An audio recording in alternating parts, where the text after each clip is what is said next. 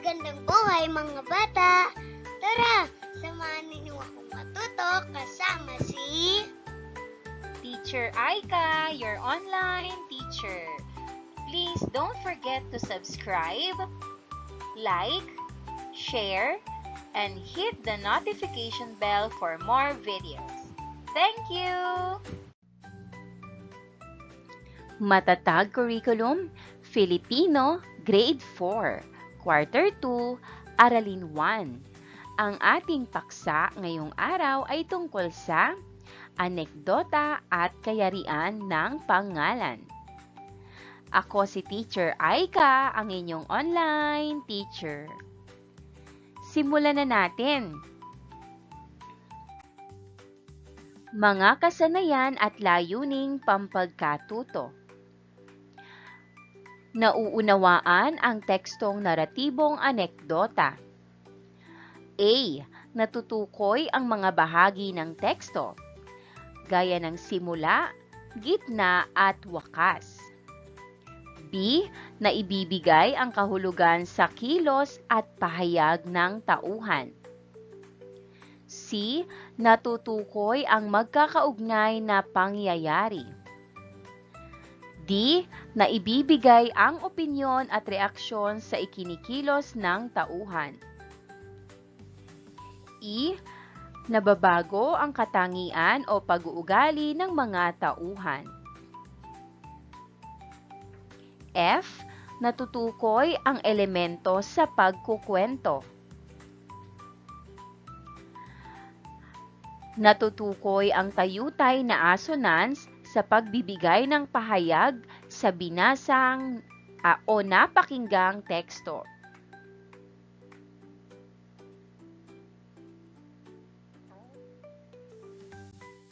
Narito ang mga nilalaman.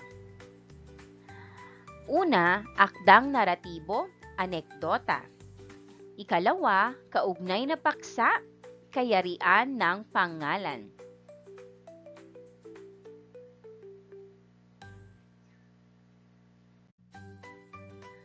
Magkaroon muna tayo ng maikling balik-aral. Dugtungan tayo. Lagyan ng tamang titik ang bawat patlang upang mabuo ang mga pahayag. Una, ang naratibo ay tinatawag ding pagsasalaysay. Ikalawa, sa naratibo, para ka ring nagkukwento. At ikatlo, ano ang nangyari sa iyo ngayong araw? May patlang ka ba? Istorya. May istorya ka ba? Sa pagkukwento, para maintindihan ka ng nakikinig sa iyo at maging kapanapanabik ang istorya mo, kailangang isaalang-alang ang sumusunod na elemento. Una ay ang tauhan. Ikalawa, tagpuan. Ikatlo, pangyayari.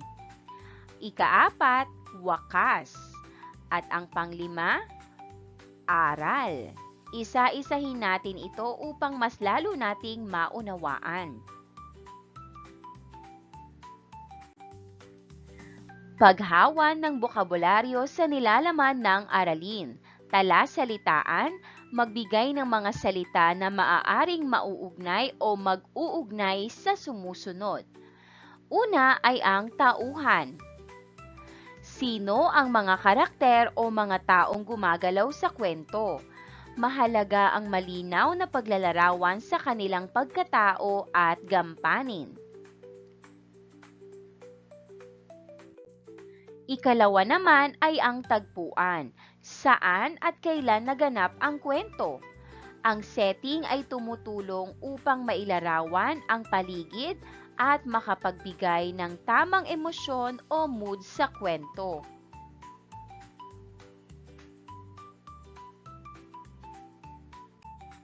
Ikatlo ay ang banghay. Ito ang kabuuang balangkas ng kwento. Dapat ay may malinaw na simula, gitna at wakas. Mahalaga rin ang tamang pagkakasunod-sunod ng mga pangyayari.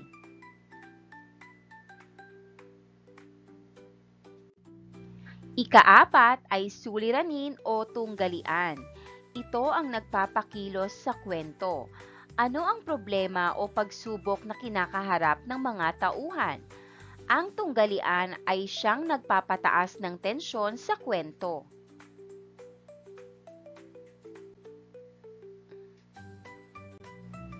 Ikalima ay kasukdulan. Ito ang pinakamataas na bahagi ng kwento, kung saan inaabangan ang magiging kalutasan ng suliranin.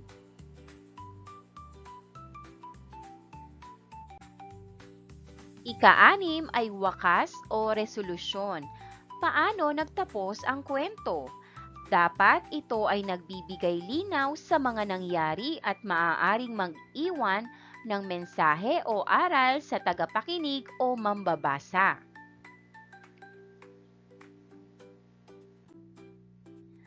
Panghikayat na gawain.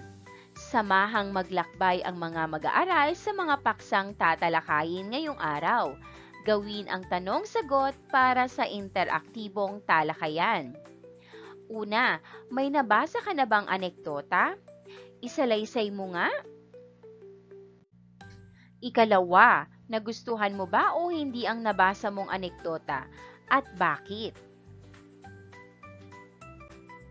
Ikatlo, ano-ano ang dapat isaalang-alang sa pagkukwentong muli ng nabasang anekdota?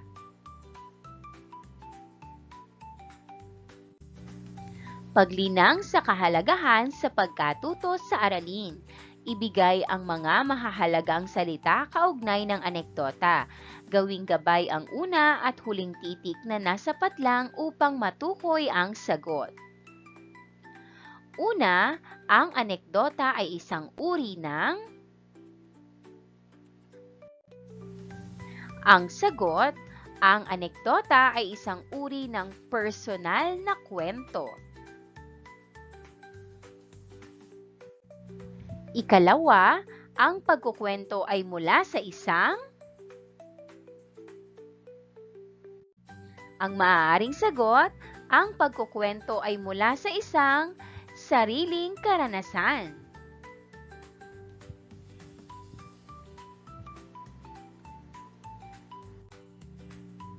Ikatlo, ang karanasang ikukwento ay kadalasang...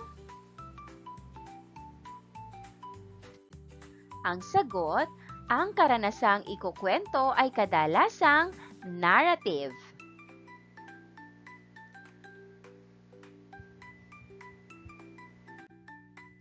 Ikaapat, sa kabuuan, ang mga paksa sa pagkukwento ng anekdota ay mula sa sariling karanasan na may paksang nakakatuwa, nakakainis, nakakalungkot, nakakatakot, nakakabigla, o anumang salaysay tungkol sa...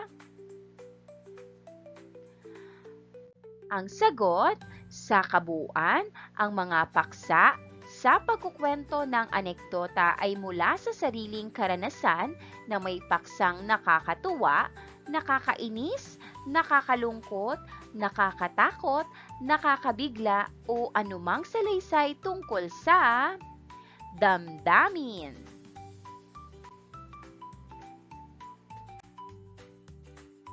Sa kabuuan, ang mga paksa sa pagkukwento ng anekdota ay mula sa sariling karanasan na may paksang nakakatuwa, nakakainis, nakakalungkot, nakakatakot, nakakabigla, o anumang salaysay tungkol sa buhay.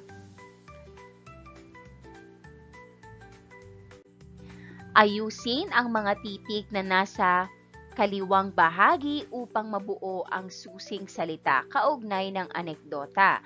Basahin ang deskripsyong nakatala sa kanang bahagi.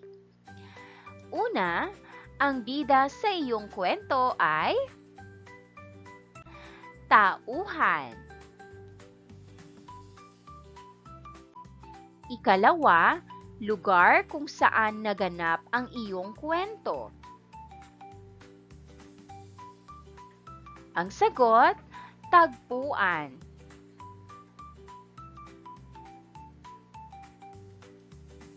Ikatlo, pagkakasunod-sunod na naganap sa iyong kwento.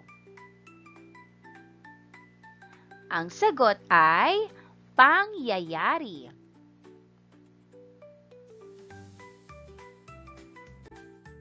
Ikaapat, dito nagtatapos ang iyong kwento. Ang sagot ay wakas.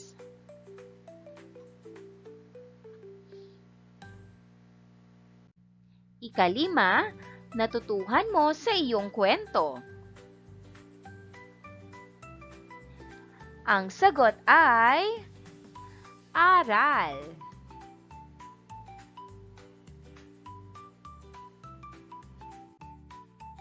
Dumako na tayo sa ating kaugnay sa paksa 1. Pulo ng pagtuklas. Karagdagang aralin ay alamin, kaalaman ay palalimin.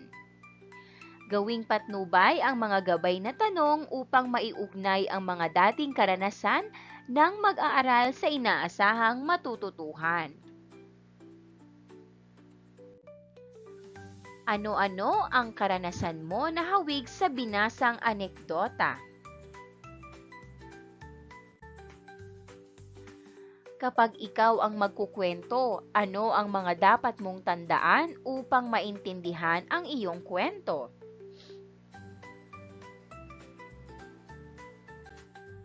Ano-ano ang tatlong bahagi ng talata sa anekdota?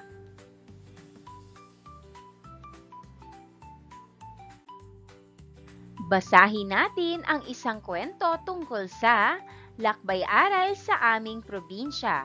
At ito ay isinulat ni Maria Fe Hicana. Noong Mayo, nagpasya ang aming pamilya na magbakasyon sa probinsya ng aking tatay sa Ilocos. Kami ay nagbiyahe ng malayo mula sa aming tahanan sa Taguig upang masilayan ang ganda at kultura ng Ilocos Norte. Sa aming unang araw ng aming pagdating, kahit medyo pagod pa kami ay pumunta agad kami sa dagat.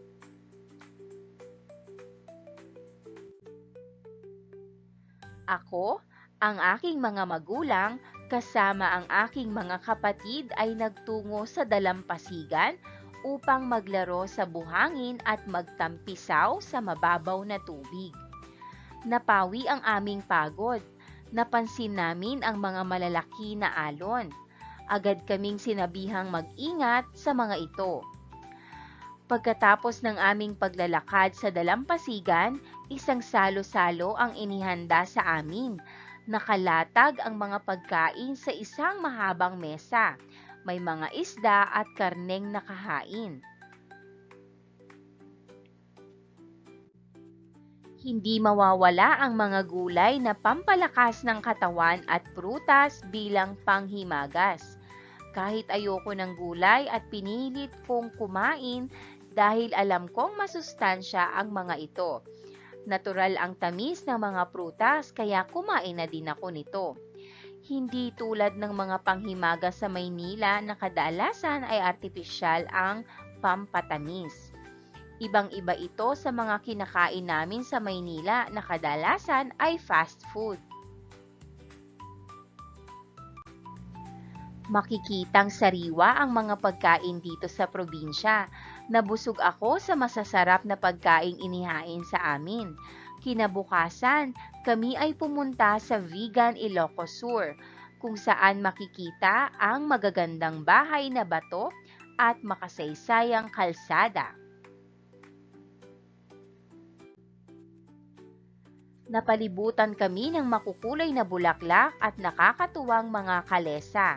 Napagtanto namin kung gaano kahalaga ang pagpapahalaga sa ating kasaysayan at kultura. Sa aming huling araw, pumunta kami sa Bangui Wind Farm, kung saan makikita ang malalaking wind turbines na nagpo-produce ng kuryente. Napagtanto namin ang kahalagahan ng paggamit ng malinis na enerhiya upang mapanatili ang kalikasan.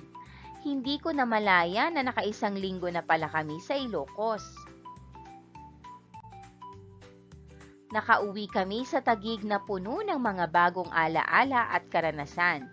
Ang aming paglalakbay sa Ilocos ay nagturo sa amin na mahalin at alagaan ang ating probinsya. Nagkaroon ako ng mas malalim na pangunawa sa kahalagahan ng kalikasan at kasaysayan ng aming rehiyon. Mabuti na lang at nakapunta ako sa magagandang lugar. Alam ko na ito ay magiging bahagi ng aking buhay. Lalo kong minahal ang bansang Pilipinas. Batay sa ating binasang anekdota, sagutin natin ang mga sumusunod. Una, ano ang paksa ng anekdota?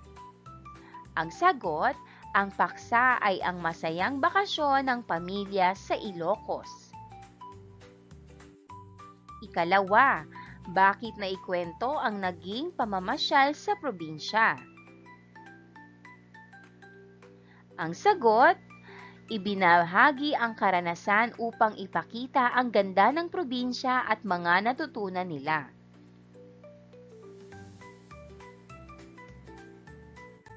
Ikatlo, ano-ano ang mga ginawa nila pagkadating sa probinsya? Ang sagot, nagpunta sila sa dagat at sumali sa isang salo-salo. Ikaapat, kinabukasan ng kanilang pagdating ay ano naman ang kanilang ginawa hanggang bago bumalik sa Maynila. Ang sagot, pumunta sila sa Vigan at Bangui Wind Farm. Ikalima, paano nabago ang pananaw niya sa pagkain ng mga prutas at gulay? Ang sagot, naintindihan niya ang halaga ng masusustansyang pagkain kumpara sa fast food. Ika-anim, ano ang mga napagtanto niya sa kanilang pagbabakasyon? Ang sagot, napagtanto niya ang kahalagahan ng kalikasan, malinis na enerhiya at kultura.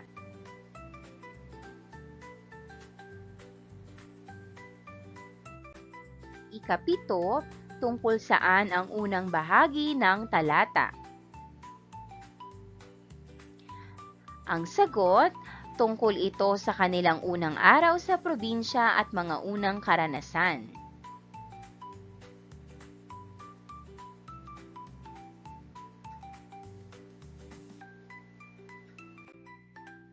Ikawalo, ano ang pagkakaiba ng ikalawang bahagi ng talata sa huling bahagi nito? Ang sagot, ang ikalawang bahagi ay tungkol sa pagbisita sa mga lugar at ang huling bahagi ay tungkol sa kanilang mga natutunan.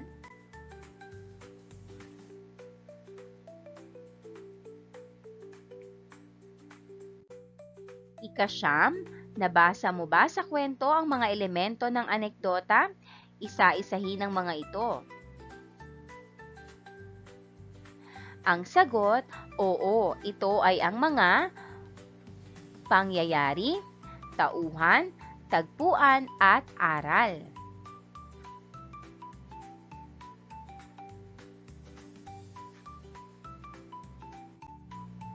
Ika-sampu, anong aral ang napulot mo sa binasang anekdota? Ang sagot, ang aral ay ang pagpapahalaga sa kalikasan, kultura at pagkain.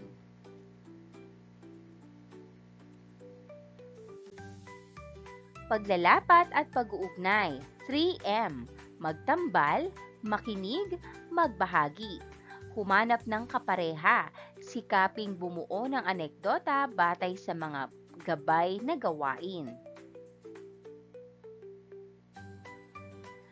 Sa pagsulat ng anekdota, ang teksto ay kadalasang binubuo ng tatlong bahagi. Ito ay ang simula, gitna, at wakas. Sa simula ay tinutukoy kung tungkol saan ang ikukwento. Sa gitnang bahagi ng teksto ay pagsasalaysay ng mga pangyayari o pag-iisa-isa ng mga detalye batay sa nais ikwento. At sa huling bahagi ay ang wakas o huling pangyayari sa teksto.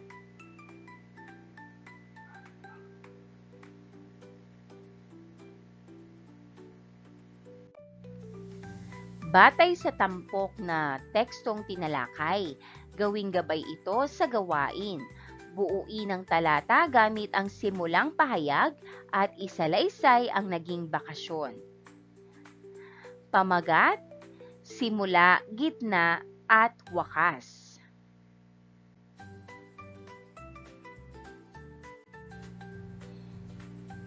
Sagutin natin. Ang pamagat ng ating anekdota ay tungkol sa lakbay-aral sa aming probinsya. Narito ang unang bahagi. Noong Mayo, nagdesisyon ng pamilya na magbakasyon sa probinsya ng kanyang ama sa Ilocos. Sila ay nagbiyahe mula sa Taguig patungong Ilocos Norte. Sa unang araw ng kanilang pagdating, agad silang nagtungo sa dagat upang maglaro at magpahinga. Narito naman ang gitnang bahagi. Nagkaroon sila ng masayang salo-salo kung saan sariwang pagkain, gulay at prutas ang inihain. Kinabukasan, sila ay pumunta sa Vigan, Ilocos Sur upang makita ang makasaysayang mga bahay na bato at kalsada. Nakapamasyal din sila sa Bangui Wind Farm kung saan nakita nila ang mga wind turbines at napagtanto ang kahalagahan ng malinis na enerhiya.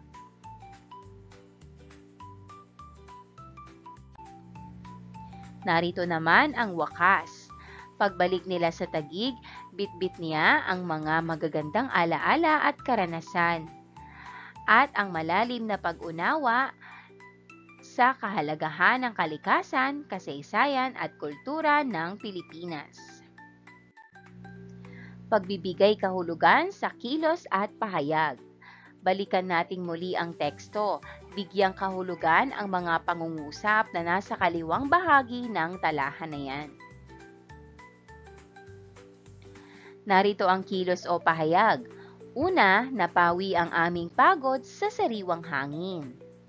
Ikalawa, agad kaming sinabihan na mag-ingat sa malalaking alon. Ikatlo, hindi ko namalaya na nakaisang linggo na pala kami sa Ilocos. Ikaapat, mabuti na lang at nakapunta ako sa magagandang lugar. At ikalima, lalo kong minahal ang bansang Pilipinas.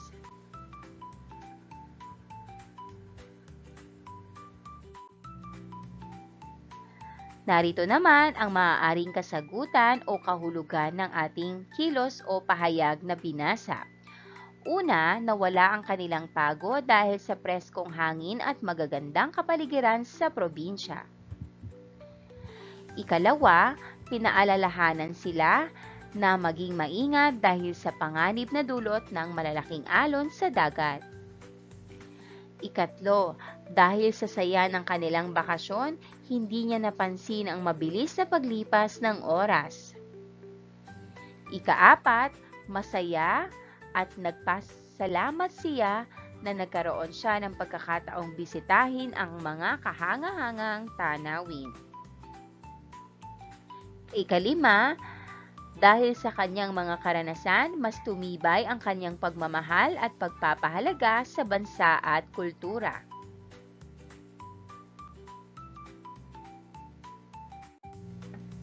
Dumako na tayo sa ating ikalawang paksa kaugnay sa kayarian ng pangalan. Pagproseso ng pag-unawa. Basahin ang talatang nakasaad sa loob ng kahon. Isang magandang araw noon ng linggo. Nagyaya ang aking pamilya na pumunta kami sa parke. Ito ang araw ng aming pamilya para sa outing. Excited na akong sumakay sa aming kotse kasama ang mga kapatid ko. Noong kami ay nasa kalsada, biglang umulan ng malakas. Dahil sa sobrang ulan, nagkaroon ng matataas na baha sa daanan. 5 kami sa kotse. Ako, ang kuya ko, ang ate ko, ang aking daddy, at ang aking mami. Pinasok ng tubig ang aming kotse kaya mabilis naming binuksan ang pinto ng kotse at lumusong na kami sa baha.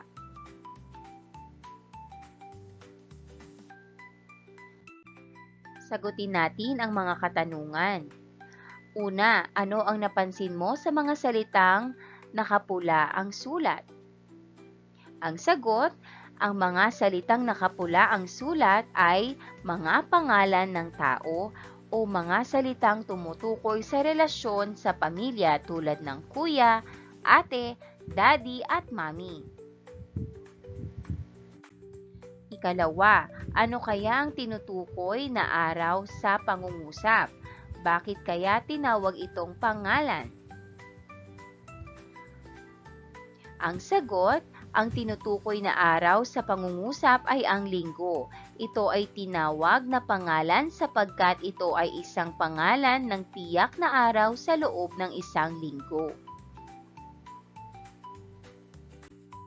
Ikatlo, pansinin ang mga salitang kuya, ate, daddy at mami. Bakit maituturing din na pangalan ang mga ito? Ang sagot, maituturing na pangalan ang mga salitang kuya, ate, daddy at mami dahil tumutukoy ang mga ito sa mga tiyak na tao o miyembro ng pamilya.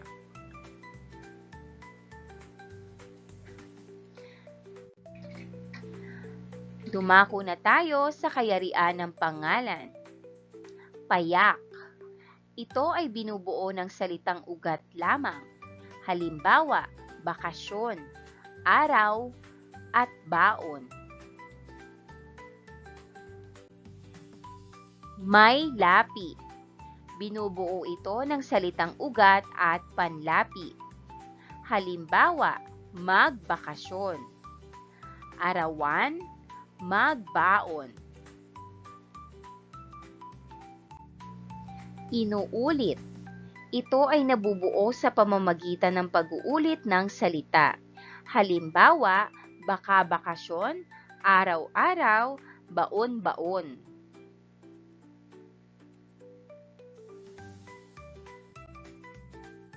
Tambalan. Ito ay binubuo ng pagtatambal ng dalawang salita. Halimbawa, bakasyon grande, araw-gabi, at libreng baon.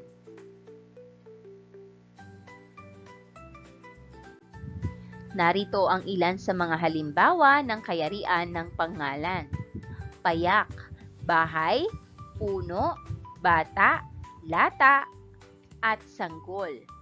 May lapi, mag-aral, nagsasaka, magtuturo, manghuhula, magtatanim. Inuulit, bahay-bahay, tulog-tulog, tawa-tawa, sari-sari, sulat-sulat. Tambalan, araw-gabi, basura-bahay, pinto-bahay, puno-bunga, gabi-gabi. Pinatnubayang pagsasanay, isip-suri. Suriin ang mga salitang nakapula sa sumusunod na pangungusap. Tukuyin kung anong kayarian ng pangalan ang mga ito. Una, wala pang sapat na araw para sa bakasyon si Cherry. Bakasyon ang salitang nakapula. Ito ay payak. Ikalawa, ang magkapatid ay masayang kumain. Magkapatid ay ang salitang nakapula. Ito ay may lapi. Ikatlo, araw-araw ay ipinapanalangin ni Asnaira ang kanyang ina. Ang salitang nakapula ay araw-araw. ito ay inuulit. Ika-4, matagal ng panahon na hinihintay ni Angela ang Bakasyon Grande. Ang salitang nakapula ay Bakasyon Grande. Ito ay tambalan.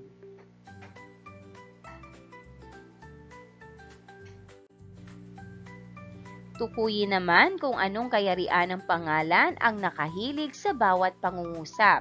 Isulat sa patlang ang P kung ito ay payak, M kung may lapi, I kung inuulit at T kung tambalan. Una, isa sa mga paborito kong prutas ang rambutan. Ang sagot ay P, payak. Ikalawa, nagsilbing ina-inahan ni Gabsen ang kanyang tiyahin. Ang sagot ay inuulit. Ikatlo, punong guro ang kanyang ama. Ang sagot ay T, tambalan. Ika-4, gusto niyang tulungan ang kanyang kapatid. Ang sagot ay P, payak. Ika-5, araw-araw ang pagpunta ni Jigo sa parke. Ang sagot ay inuulit. Ika-6, nalubog ang aming kotse sa baha. Ang sagot, P, payak. Ika-7, nagkita ang magpinsan sa silid-aklatan. Ang sagot ay T, tambalan. Ika-8, matalik na magkaibigan sina Che at Aya. Ang sagot ay M, may lapi. Ika-9, huwag kang makinig sa mga sali-salita. Ang sagot ay inuulit. Ika-10, napanood niya sa telebisyon ang gyera sa Israel. Ang sagot ay P, payak. Ngayon naman, pangkatin ang mga salita ayon sa kayarian. Isulat ito sa talahan na yan. Kotse, parke, taong bahay, palaruan at bakasyunan. Ginabi, dagat, bulaklak, arawan, alon-alon. Subukan nating sagutin. Narito ang mga kasagutan. Payak, kotse, parke, dagat at bulaklak. May lapi, palaruan, bakasyunan, arawan, ginabi. Inuulit, alon-alon. Tambalan, taong bahay. Pulo ng pakikipagsapalaran. Alamin kung natuto sa kaalamang itinuro. Pabaong pagkatuto, sampayan ng kaalaman. Isulat ang mahahalagang konseptong natutuhan sa anekdota. Gawing gabay ang sampayan. Una, ang naretibo ay tinatawag ding ang mga elemento ng pagkukwento ay at may 4 na kayarian ang pangalan. Ito ay isulat ito sa iyong kwaderno. Maraming salamat sa panonood. Huwag kalimutang i-like at mag-subscribe para sa higit pang educational content. I-click ang bell icon para ma-update ka sa ating mga bagong video. Salamat!